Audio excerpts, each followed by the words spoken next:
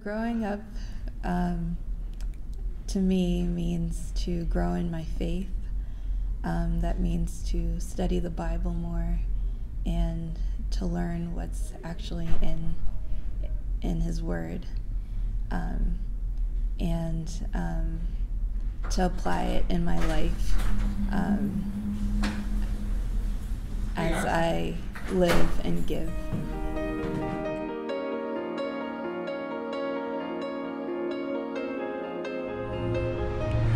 One of the things that growing up means to me is figuring out what's important in your life, and as a grown-up, supporting it, dedicating to it.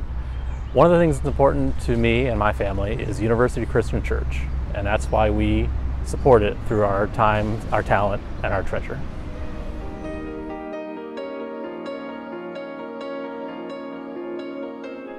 I think part of growing up and living and giving life just means realizing that you need to sometimes change the perspective that you have when it comes to what giving means.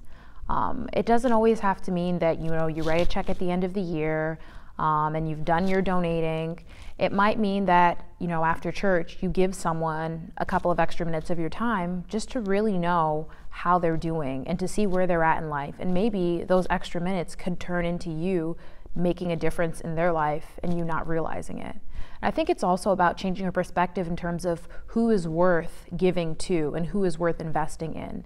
You always look at your community and you see how can you help your community, but there are other communities that might be hurting too that you might not necessarily think of off the top of your head that you would invest in, but the benefits that you get from investing in those communities and those people who are in those communities that you might not necessarily identify with are tenfold.